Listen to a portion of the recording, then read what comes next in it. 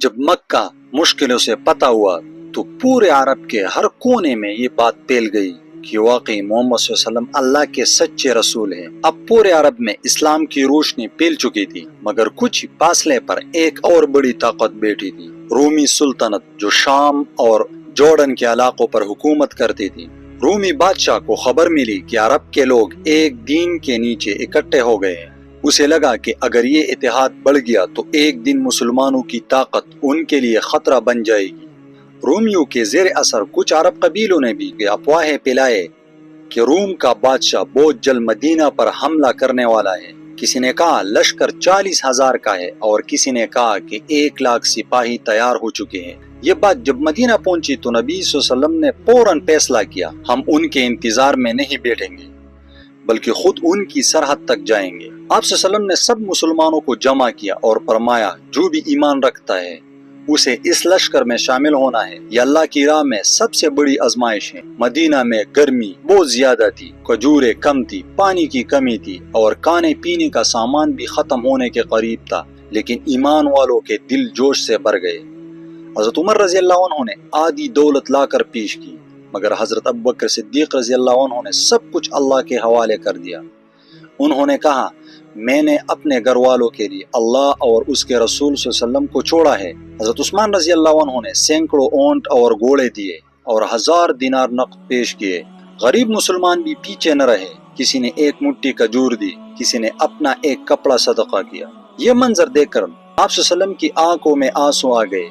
یہ وہ جذبہ تھا جو دنیا نے پہلے کبھی نہیں دیکھا تھا۔ جب لشکر تیار ہوا تو مسلمانوں کی تعداد تقریباً 30,000 تھی۔ یہ اسلام کی تاریخ کا سب سے بڑا لشکر تھا، لیکن اتنی بڑی فوج کے پاس صرف چند سو اونٹ تھے۔ ہر 18 آدمی کے لیے ایک اونٹ تھا۔ سب باری باری سوار ہوتے پھر دوسرے کو جگہ دیتے۔ مدینہ سے تبوک تک کا راستہ طویل اور مشکل تھا۔ ریت اتنی گرم تھی کہ ننگے پاؤں چند قدم چلنا بھی ناممکن تھا۔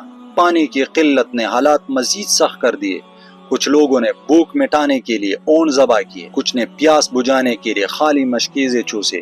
ایک صحابی تھے حضرت ابو ذر غفاری رضی اللہ عنہ، ان کا اونٹ چلنے سے رک گیا۔ انہوں نے اونٹ چھوڑا اور پیدل سفر شروع کیا۔ جب وہ لشکر تک پہنچے تو نبی صلی اللہ علیہ وسلم نے فرمایا یا اللہ ابو ذر پر رحم کرے، وہ اکیلا چلتا ہے اور اکیلا مرے گا۔ یہ وہ ایمان تھا جو انسان کو ہر مشکل سے گزرنے کی طاقت دیتا ہے۔ 15 دن کی مسلسل سختی کے بعد لشکر تبوک پہنچا۔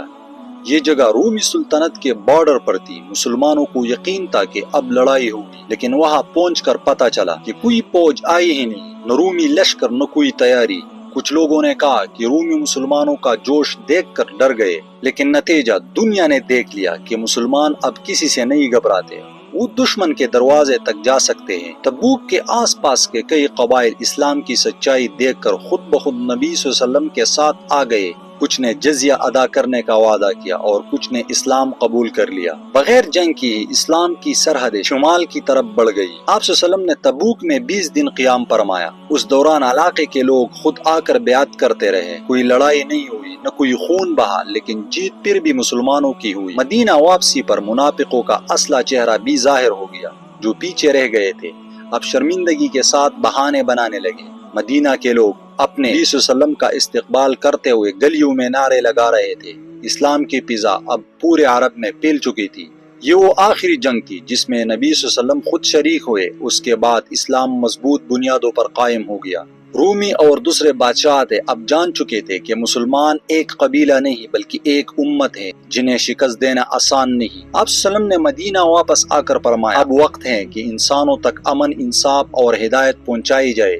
جنگ تبوک آپ صلی اللہ علیہ وسلم کی زندگی کی آخری جنگ تھی۔ یہ وہ وقت تھا جب اسلام اپنی سب سے مضبوط حالت میں تھا۔ اس جنگ کے بعد پورے عرب میں اسلام کی روشنی پھیل گئی۔ لوگوں نے بتوں کو توڑ دیا اور ایک اللہ پر ایمان لے آئے۔ ہر طرف امن، انصاف اور بھائی چارے کا پیغام پھیل گیا۔ آپ صلی اللہ علیہ وسلم کا مشن جو مکہ کی وادیوں سے شروع ہوا تھا آج کامیابی کے ساتھ اپنے انجام تک پہنچ گیا۔ اللہ کے نبی صلی اللہ علیہ وسلم نے وہ کام پورا کر دیا جس کے لیے آپ صلی اللہ علیہ وسلم کو بھیجا گیا تھا، انسانیت کو اندھیرے سے نکال کر روشنی کی طرف لانا۔ اور یہی ہے اسلام کی اصل جیت، جب دلوں سے بت ٹوٹ جائے اور انسان صرف ایک اللہ پر یقین رکھے۔ جنگ تبوک کے بعد کچھ ہی عرصے میں آپ صلی اللہ علیہ وسلم اس دنیا سے پردہ فرما گئے۔ سبسکرائب